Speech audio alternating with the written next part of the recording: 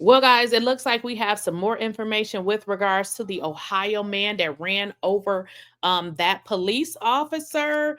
It looks like that father has been accused of killing that officer. That officer, he died. So let's get into what is being reported with regards to that father in this entire situation. Tonight across Ohio, flags at half-staff in honor of fallen Hamilton County Sheriff's Deputy Larry Henderson. He was so well liked and so well known. We could fill this building with the law enforcement agencies that respect him, love him. The recently retired 33-year veteran was working traffic patrol Friday afternoon when police say he was intentionally struck by the father of a teen fatally shot the day before by an officer from a different department. Henderson later dying at the hospital. There is a connection between these two incidents. 38-year-old Rodney Hinton Jr. is now behind bars and charged with aggravated murder. Court documents say the defendant drove across oncoming lanes of traffic through the intersection and directly at the deputy, who was wearing a fluorescent vest. There are no evidence of skid marks. There are no evidence that he tried to avoid him. In court, Hinton's public defender calling this an emotionally charged situation. The crash happening less than 3 hours after his family says Hinton met with Cincinnati police to review body camera videos showing the shooting of his 18-year-old son, Ryan Hinton.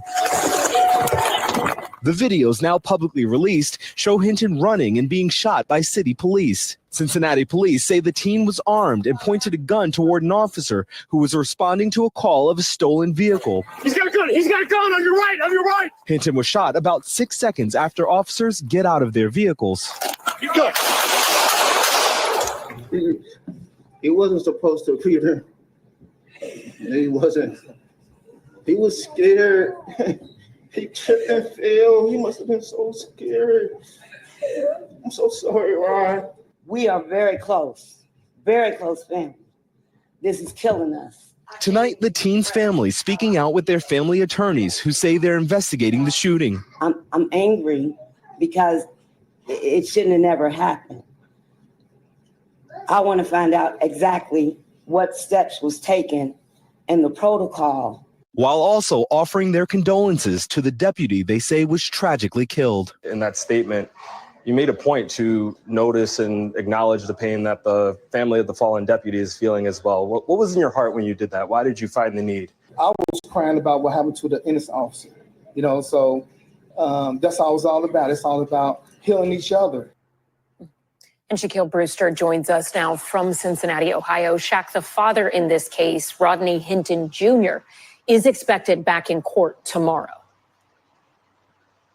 That's right, Ellison. We expect to see that suspect back in court tomorrow morning for a bond hearing. The state is essentially asking that he be held behind bars until his trial. We should note he has not entered into any plea just yet, and we're not expecting that to take place tomorrow. By the way, the funeral arrangements for neither his son nor the deputy that he's accused of killing have been set yet, though we're expecting that deputy's funeral to take place later this week, Ellison.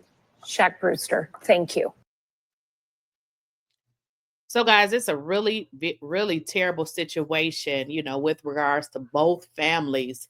And I don't even know what to say at this point, but, as a Black person myself, we're tired. We are mentally devastated.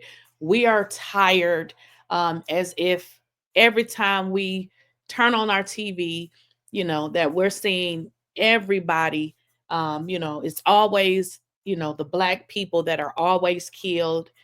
Don't tell me about any weapon. Cry me a motherfucking river, because white people have weapons too. I mean, you can go and Google videos out there where white people is beating the F-U-C-K out of these officers. And I'm not saying officers should be attacked. What I'm saying is the way that they handle Black people and white people are a substantial difference. So this father is grieving. Now we got a family of an officer who really didn't have nothing to do with it, who's grieving because, again, Black folks is tired. If I heard that family correctly, they're saying that this has not been the first time that their family has endured an officer involved killing of somebody in their family. It's really messed up. It is really messed up.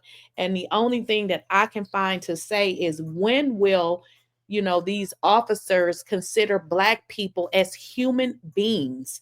I don't know what happened in the video. What they have shown us is the kid running away. He's running away. So, if I'm involved in a confrontation and somebody is running away from me, they don't pose any harm to my immediate threat because they're running in the opposite direction. So all of these, stories that they're saying with regards to, it's always, the person pointing a gun at the police.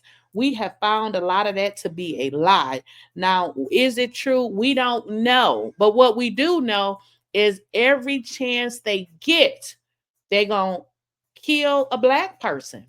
Now this has went so far out of hand. Now we have another family that has lost their their loved ones with regards to this entire situation. So it's really messed up. It's messed up because now two people are needing to bury somebody, and it's based on the mental capacity of a person. You can only take so much, and at some point you're gonna break and you're gonna lose it, and that's what happens to this father. I don't think he was operating in his full mental capacity to have just left somewhere where somebody tell you that a police unalived or killed your child. Me as a parent, I wouldn't have no mental capacity to be able to take that. And I don't know, I probably would have did the same thing. Just think, like, there is nothing that can make me in my mind think about somebody killed my child and you think I'm not going to lose my mind to do something exact to you, right? It's you mentally out of it. So at that point, that father was mentally out of it. I don't feel like he planned anything, because if he planned it, then he would have had planned it for his son to die. So y'all got to understand, Black people are dealing with some huge trauma that has not been, it just hasn't been resolved. And it's really sad because, again, we have now the officer or the sheriff that was ran over. He didn't have anything to do with it. But again, when somebody is experiencing a mental explosion, you're not thinking correctly. And that is exactly what happened here. And my prayers go out to both families.